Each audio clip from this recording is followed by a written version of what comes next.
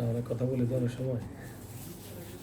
আচ্ছা যাই হোক, আমি যেটা বলতেছিলাম আর কি, তো এখন আমরা এটা সম্পর্কে একটু আমাদের কিছু ধারণা আমরা একটু নিয়ে নিতে হবে আর কি।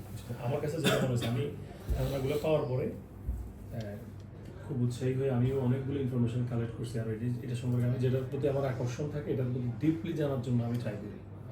কারণ আমি যেটা বলছি, আমি যে ভুলটা করছি এটা যেন অন্য কেউ না হয়, আর যে যেভাবে করে এখান থেকে যেন আবার শুরু হয়। ইন্স্যুরেন্স ক্যারিয়ারটা আমার আলফাতে 6 বছর গেছে। আমার সাথে মানে ভাইজানের কাছে একেবারে 100% মিলে গেছে। আমি দীর্ঘদিন 2018 সাল পর্যন্ত, 3 সাল থেকে 18 সাল পর্যন্ত নেটওয়ার্ক মার্কেটিং বিজনেস করছি। এই নেটওয়ার্ক মার্কেটিং বিজনেস করার পরে আপনার 15 বছরের মতো হবে যে এই লাইফ থেকে আসলে কিছুই পাই নাই। যা হয়েছে ম্যাক্সিমামটাই কিন্তু লস। সময় হারাইছি, তারপরে যায় অর্থ তো হারাইছে, এরকম অনেক কিছুই হয়েছে আমাদের লাইফে। 18 সালের পরে এসে জাস্ট ইন্স্যুরেন্সের প্রতি কেন আকর্ষণ হয়েছে, ওই জিনিসটা যে 15 বছর যেটা দেখলাম যে কোনো কোম্পানিতে কাজ করছি, ওই কোম্পানিটা দেখে ডিস্ট্রয় হয়ে যাচ্ছে। মানে দিন শেষে কোম্পানিটার লাইসেন্সটাই থাকে না। তো লাইসেন্স যদি না থাকে আমি সেরা পারফর্মার হয়েই বা লাভ কি? তো ইন্স্যুরেন্সটা ভালো লাগার প্রথম রিজনটা ছিল এটাই যে অ্যাটলিস্ট এটার কখনো লাইসেন্স বন্ধ হয় না। যাই নেগেটিভ হোক না কেন, যাই নেগেটিভ তো পৃথিবীর সব জায়গায় আছে, অন্তত লাইসেন্সটা বন্ধ হয় না। আমি খোঁজ নিয়ে দেখলাম যে নট অনলি বাংলাদেশ, পুরো এশিয়া মহাদেশে প্রায় 700+ ইয়েতে 700 বছরেও কি ইন্স্যুরেন্স কোম্পানির বন্ধ হওয়ার রেকর্ড নেই। বাট বাংলাদেশে শুধু ব্যাংকেরই দেউলিয়া হওয়ার রেকর্ড আছে অনেক। তো এই জিনিসটা দেখার পর আমার ভালো লাগছে যে না, অ্যাটলিস্ট আমরা তো কাজ করতে জানি, কীভাবে কাজ করবো এটা তো আমরা বুঝি। কিন্তু সেক্টর যদি না থাকে বা লাইসেন্সই যদি না থাকে, তাহলে আমরা কাজ করে কী লাভ? এই যে ধরেন ডেস্টিনির কত বড় বড় ডায়মন্ড, এখন ডিটুকে থাকলে ডায়মন্ডের ভ্যালু ছিল, ডিটুকে নাই, এই ডায়মন্ডের কোনো কি নেই, মূল্য নেই। এখন কোনো বড় একটা সেক্টর যায় যদি বলতে আপনার এক্সপিরিয়েন্স কী, উনি যদি বলে যে আমি ডায়মন্ড, তো তারা বলবো তাতে কী, কারণ এই ডায়মন্ড দেখে কিছুই হবে না। কিন্তু ডায়মন্ড কী এটা আমরা বুঝবো। একজন মার্কেটিংয়ের লোক জানতে সে ডায়মন্ড হতে আসলে সে কত পরিশ্রম করতেছে, কতটুকু সে তৈরি হয়েছে। এই জন্য আমি একটু আগে আপনাকে বলছিলাম যে আমরা পড়ালেখা করে মার্কেটিং লাইনে যত বড় পিএইচডি করুক না কেন, একজন নেটওয়ার্কারের কাছে কিছুই না। আর সে যা পারে তার তো প্র্যাকটিক্যাল এক্সপিরিয়েন্স বেশি, আরেকজনের সাথে এটা মিলবে না কখনো। এমনকি আজকে বাংলাদেশে যত বড় বড় সেক্টর ডেভেলপ হচ্ছে যায়, দেখেন তো এটার কর্ণধার ম্যাক্সিমাম জায়গায় এই নেটওয়ার্কাররা। কথা বুঝতে পারছেন? তো এরা অ্যাসেট, এদেরকে আমি অ্যাসেটই মনে করি। কিন্তু সময় সুযোগ মতো জায়গা মতো পড়লে আর কি। যাক, এখন আমরা যে আমি 6 বছর ইন্স্যুরেন্সে থাকার পরেও কেন আমি আবার এখানে আসলাম, আমার পজিশনটা এমন ছিল যে আমি কিন্তু গত বছর 2024 বাংলাদেশের নাম্বার 1 হয়েছি। এখন 24 লাস্ট মাস, ডিসেম্বর মাস, আমি ডিসেম্বর মাসে insurance premium, first year premium দিয়েছি আমি 2,12,000 টাকা। ফার্স্ট ইয়ার 2,12,000 টাকা কিন্তু ছোটোখাটো ব্যাপার না।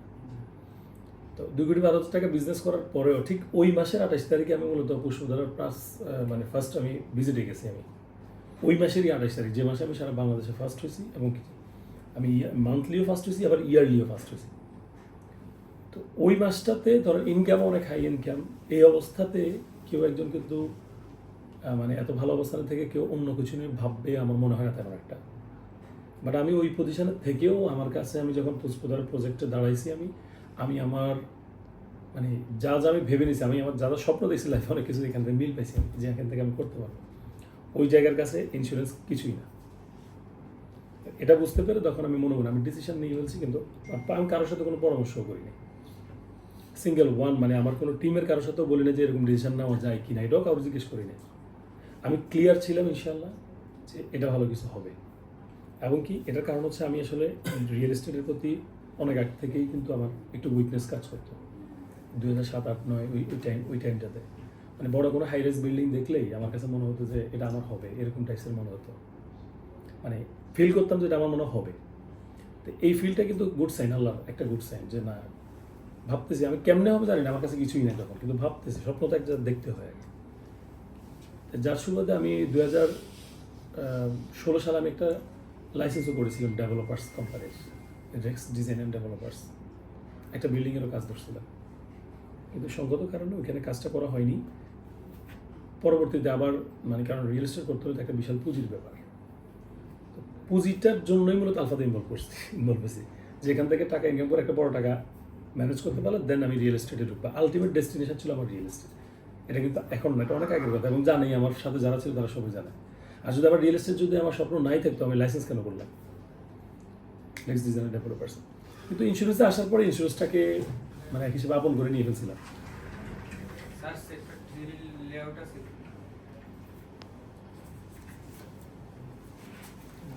কতক্ষণ লাগবে? এটা আবার নিয়ে আসবো। হ্যাঁ, এটা লাগবে কিন্তু, হ্যাঁ নিয়ে আসো। আচ্ছা, তো যেটা বলছিলাম, হ্যাঁ, এখন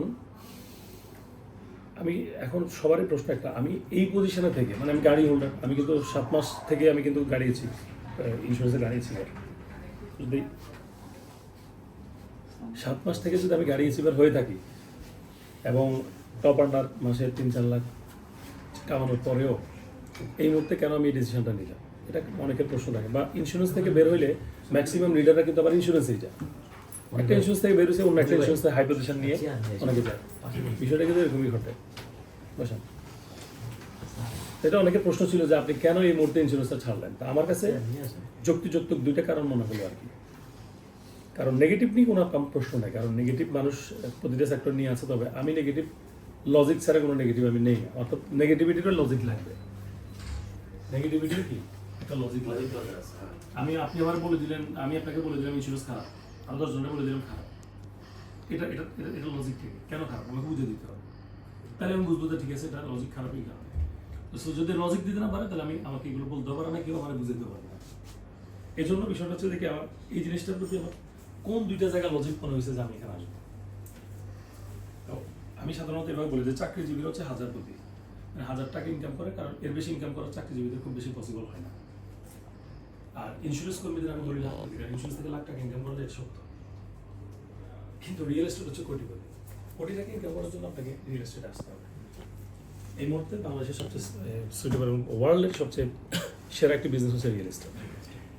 কথা বুঝতে পারছেন? তো আমি যেটা কারণে ইন্স্যুরেন্স থেকে আসলাম, যে ফার্স্ট অফ অল আমার যেটা মনে হলো যে ইন্স্যুরেন্সে কিন্তু সামাজিক মূল্যবোধটা কিন্তু নাই। এটা মানি বা না মানি, আমরা কেউ মানবো কেউ মানবো না, সেটা দাবজার ব্যাপার, কিন্তু এটি বাস্তবতা। সামাজিক মূল্যবোধ নাই। আমরা যখন কাউকে ইন্স্যুরেন্স কর্মী পরিচয় দিই, আরেকটা মানুষ এটাকে আমাকে অন্যভাবে তার এখন আমার কথা হচ্ছে তার ভাবনাকে আমি নিয়ে যেতে পারবো, তার ভাবনাকে আমি চেঞ্জ করতে পারবো সবাইকে। সে ভাবতেছে তার ভাবার মতো, আমি কি করবো? বিয়ে করতে গেলে হীনমন্যতা ভোগা লাগে, তো বিয়ে ইন্স্যুরেন্স করবো এভাবে দেখে। যদিও আমাদের সারা ওয়ার্ল্ডে ইন্স্যুরেন্স খুবই জনপ্রিয় একটি বিজনেস, বাট বাংলাদেশের প্রেক্ষাপটে এটা আমাদের পূর্বপুরুষ যারা ইন্স্যুরেন্সে কাজ করে গেছে, এরাই এই জায়গাটাকে নষ্ট করে গেছে, যার কারণে মানুষের এই ধারণাটা চেঞ্জ হতে সময় লাগবে। হবে না এটা বলছি না, বাট সময় লাগবে। এটা সময় সাপেক্ষ ব্যাপার। হতে পারে আমাদের জীবদ্দশা হইল না, পরের জীবদ্দশা হইলে এরকম হতে পারে। এখন আমার কথা হচ্ছে যে কি, হ্যাঁ আমি ততক্ষণ পর্যন্ত ইন্স্যুরেন্সে আমি অ্যাক্টিভ ছিলাম, যতক্ষণ পর্যন্ত না আমার কাছে এর চেয়ে বেটার অপরচুনিটি আসে না। তো ইন্স্যুরেন্সে 3-4 লাখ টাকা যদি কেউ 4 লাখ 3-4 লাখ 5 লাখ টাকা যদি কেউ কামায়, এই মানে এরকম টাকা কামানোর জায়গাটাও ইন্স্যুরেন্সের চাইতে বেটার আমরা পাইও না তেমন একটা। মার্কেটিং লাইনে তো MLM তো পুরোটাই আপনার ধরেন যে ফল্ট একটা বিজনেসে পরিণত হয়ে গেছে। তাহলে আমরা কোথায় যাবো? যাদের মার্কেটিং শিখছি চাকরি করে বসাইতে পারবো না। যারা মার্কেটিং করে একবার শিখে গেছে চাকরি করে বসাইতে পারবো, চাকরি করে বসাইতে পারবো। আপনি চাকরিগুলো কত টাকা হবে? সর্বোচ্চ সার্টিফিকেট আমার ধরুন আমার অ্যাকাউন্টিংয়ে মাস্টার্স করা সার্টিফিকেট আছে, কত টাকা বেতন দিবে এটা সব কিছু দেখে আর 30,000 টাকা দিল, বা আমি অন্যান্য কিছু হাতের কাজ টাজ জানলে সব কিছু মিলানো 50,000 টাকা দিল, আমার লাইফ কি 50,000 টাকা শেষ? আমার চাওয়া পাওয়া কি 50,000 টাকা? কখনো না। তো সুতরাং নেট মার্কেটিংয়ের লোকেরা চাকরি করে বসাতে পারবে না। তাহলে কী করবেন? অথেন্টিক জায়গা হিসেবে ইন্স্যুরেন্সের ব্যাংক দেখি নাই আমি, পড়ে নাই আর কি, চোখে পড়ে নাই আর কি, এটা বলছি নাই বলতেছি না। এই পর্যায়ে আসছে ধরুন সামাজিক মূল্যবোধের জায়গাটাকে একটা জিনিস আমার মনে হয় যে সবসময় এটা ফিল করতাম, যদিও আমরা এটাকে ওভারটেক করে কাজ করে অনেককে দেখাইছি, অনেক পরিবর্তন করে আমরা দেখাইছি। আরেকটা জিনিস হচ্ছে এটাও আমরা মানি বা না পারি, 100% সত্য কথা, ইন্স্যুরেন্সের সাথে সুদ জড়িত। ব্যাংক তো 100% এমনিতেই হারাম, ব্যাংকে জব করাও হারাম, ব্যাংকের মালিক হওয়াও হারাম, মানে এগুলো ব্যবসাটাই হারাম। এই জন্য মানে কখনো ব্যাংকের আগে একসময় মানুষ মনে করতো যে ব্যাংকে জব করাটা মনে হয় কোয়ালিটির ব্যাপার, স্ট্যাটাসের বিষয়। সত্য স্ট্যাটাস পরে ইসলামিক চিন্তাভাবনাতে যদি যাই তাহলে সুদের যত স্মার্টই হোক এটা দরকারই নেই। এখন বাংলাদেশ আপনি বলতে পারেন যে সুদের কেউ বলতেছে আমরা শরিয়া মোতাবেক এটা করছি ওটা করছি, আপনি যতই করি না কেন 100% শরিয়া আমরা কেউ নেই। কারণ হচ্ছে এবারে আমরা আলফা থেকে আমাদের একটা স্টল পেয়েছিলাম আমরা সৌদি আরবে, আমাদের নিসার যিনি উনি বক্তব্য দিচ্ছিল যে বাংলাদেশের শরিয়ার কথা, যে বাংলাদেশে যতক্ষণ পর্যন্ত রাষ্ট্র ব্যবস্থা কমপ্লিট সবগুলোকে ইসলামী না করবে ততক্ষণ পর্যন্ত ইসলামী হবে না। অনেকগুলো বিষয় কিছু জায়গায় আমাদের বাইন্ডিংসও করে রাখছে। তা আমি সুদের বিষয়টাকে একটু ছোট্ট করে বলতে চাই। এই জন্য আমি একেবারে সুদের ভিতরে জড়িত ছিলাম। কেন, কীভাবে? আমার প্রায় 8 থেকে 10টা লোন ছিল, 10টা মতো লোন ছিল। লোন ছিল মানে তো আমি সুদের ভিতরেই আছে। এটা জিনিস আমি দেখলাম যে মানে অনেক ইসলামী স্কলারদের বক্তব্য শুনছি আমি কয়েকটা। ওদের বক্তব্য শোনার পরে আমি যেটা দেখলাম যে কয়েকটা বক্তব্য আমার মানে লেগে গেছে আর কি। অনেক সময় ওয়াজ শুনবেন আপনি র্যান্ডম, ঠিক আছে, কিন্তু একটা দুইটা কথা আপনার গেঁথে যাবে এবং দেখবেন যে ওইটা আপনি মানতেছেন না। সবাই সব কিছু তো মানা যায় না, মানে অনেক সময় শয়তান তো লেগেই গেছে সারাক্ষণ আমাদের সাথে। আমার কাছে সুদের একটা বক্তব্য আমার মানে হিট করছে আমার, আর আমার সাথে আমি মিলাইছি আর কি। আমি যে কোনো কিছু মিলাই আগে আমার সাথে। আমি দেখলাম যে আমি প্রথম শখ করে 10,000 টাকার একটা লোন নিয়েছিলাম 2010 সালে। আমার বন্ধু একটা এনজিওতে চাকরি করতো, শখ করে তারা বলছে একটা 10,000 টাকা লোন দেয়, মাস সপ্তাহে 300 টাকা করে দিতাম। ওইটা শেষ হওয়ার পরে যখন শেষ করতে যাবো দেখা যায় কি পরবর্তীতে আরেকটু বেশি টাকা অফার করে।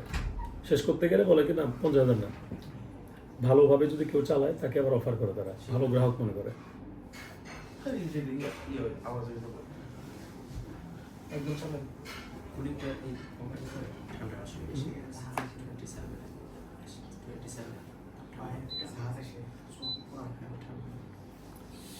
আচ্ছা, এখন যে বিষয়টা,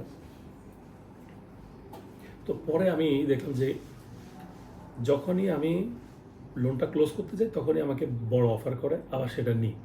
কারণ শয়তান আমাকে আবার উৎসাহ দেয় যে এই টাকা তো লাগবে, কোনো না কোনো অপশান আমার সামনে চলে আসে, আবার নিচ্ছি। নিতে নিতে দেখা যায় মাশাআল্লাহ এমন পর্যায়ে চলে গেছি যে আমার 10 লাখ টাকাও লোন নিয়েছি, 20 লাখ টাকাও লোন নিয়েছি।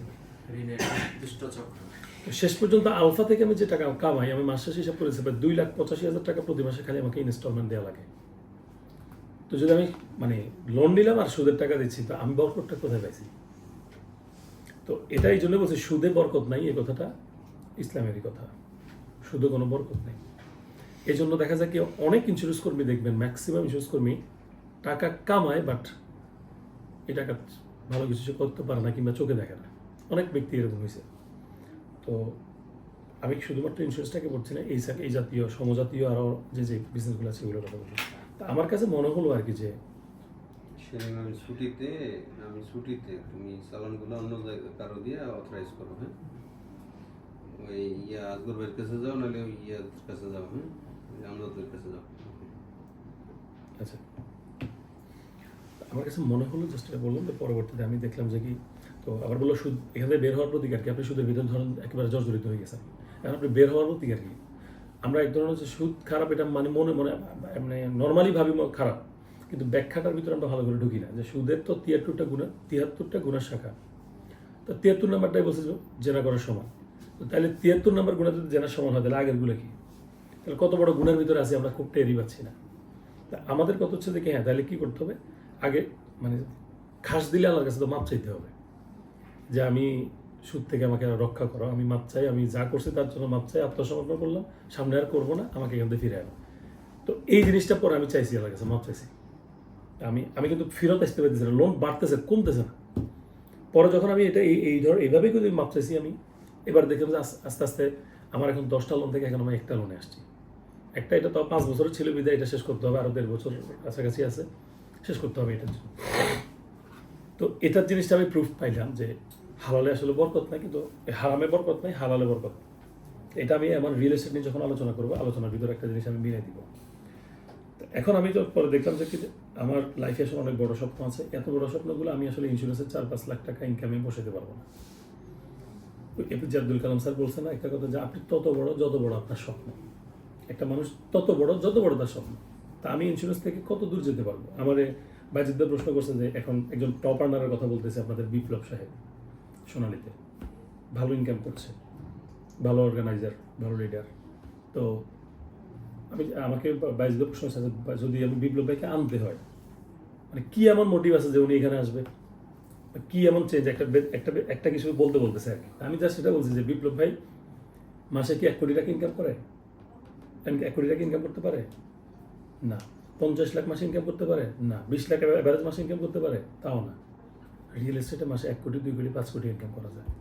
একটাই পার্থক্য, একটা বললে একটা পার্থক্য এখানেই আছে।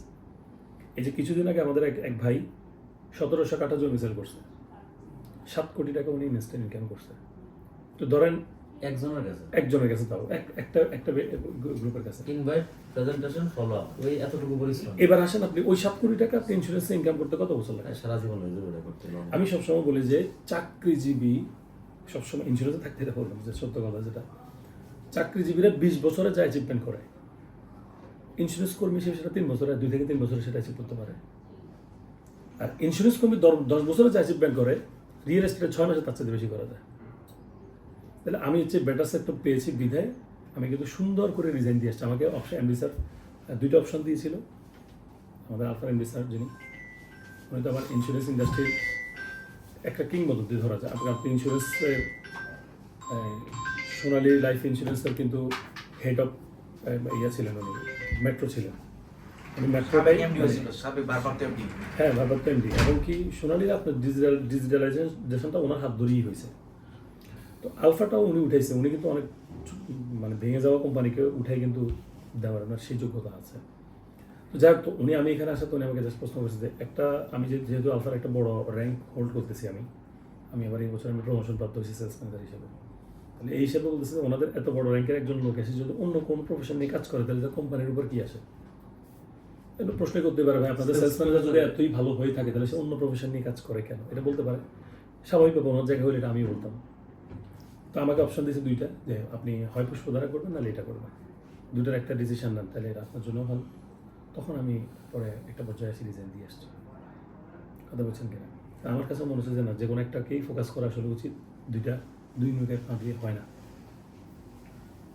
এরপরে আসলাম, তো এখন পর্যন্ত ধরেন আমার অ্যাচিভমেন্টে যেটা মানে বিগত মার্কেটিং ক্যারিয়ারের যেটা 20 বছরে আমার যেটা হয়নি, এখানে আমার 4-5 মাসে তার সাথে বেশি কিছু হয়েছে আলাদা মধ্যে। আমার এখন পার্সোনাল 33 কাঠা বুকিং আছে, 33 কাঠা জমি বুকিং আছে। আবার একটা 3 কাঠা জমিতে আপনার পার্টনারে আছে, আবার আরও একটা জমিতে পার্টনারে আছে, আবার কক্সবাজার একটা হোটেল শেয়ারের সাথে পার্টনারে আছে। তো এই অল্প সময়ের এই অ্যাচিভমেন্ট আমি মনে করি যে এটা হালালের একটা বরকত মনে করি আমি। যাক, এবার আমি আপনাদের সেন্সের সাথে আপনারা মিলে নেবেন যার সাথে। আমার অন্য কোনো জায়গায় আমার কোনো কিন্তু কি নেই, যে প্রফেশনে আমি 6 বছর কাজ করে আসছি, আর কি বলবো, অনেক বছর তো আমি নিজেই ছিলাম ওইখানে। তবে একটা জিনিসের ভিতরে অপরাধবোধ কাজ করতো, এটা যে ইন্টারেস্টে সুদের বিষয়টা কাজ করতো। না কী করবো, তখন তো অপশন নাই। আমি মনে হয় যে আমি তো কোনো দিকে যাওয়ারও সুযোগ নেই, এইভাবে করতে হয়েছে। এই জন্য বেটার অপরচুনিটি এটা পাওয়ার পরে আমি আর লেট করি নাই আর কি।